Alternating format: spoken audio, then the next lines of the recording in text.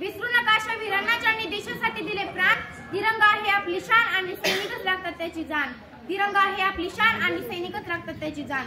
सूर्याप्रमाणे तेज दिसणारे व्यासपीठ, चंद्राप्रमाणे शीतल छाया देणारे गुरुजन आणि चांदण्याप्रमाणे चमकणाऱ्या माझ्या विद्यार्थी मित्रांनो, सर्वांना माझा नमस्कार।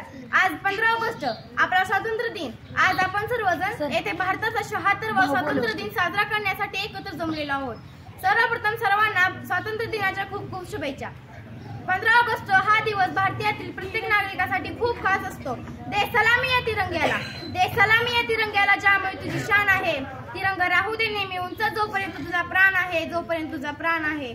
15 ऑगस्ट 1947 रोजी आपला भारत देश इंग्रजांच्या गुलामगिरीतून मुक्त झाला। तो दिवस भारताच्या इतिहासातील एक सुवर्ण दिवस आहे। मित्रांनो, इंग्रज भारतीयांवर खूप अत्याचार करीत होते। त्या अत्याचारांना कंटाळून भारतीयांनी एकत्र येऊन बंड पुकारले। उठाव चळवळी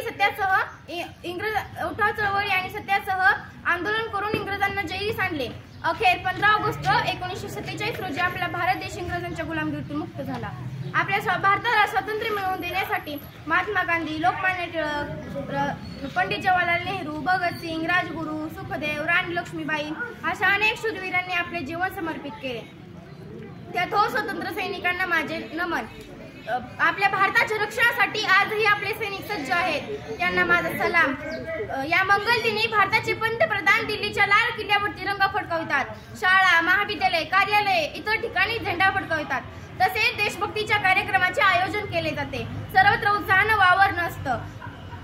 आपल्या भारत देशाने अनेक क्षेत्रात खूप प्रगती केली आहे। आपल्या भारतात अनेक जाती धर्माचे लोक राहत असूनही त्यांच्यामध्ये प्रेम, एकता व बंधुतेची भावना कायम आहे।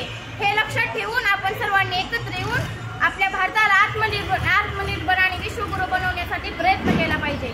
शेवटी जाता एवढेच म्हणावेसे वाटते, आन देश की शान देश की हम संतान है। 3 रंगों से रंगा तिरंगा, अपनी ये पहचान है, अपनी ये पहचान है। जय हिंद।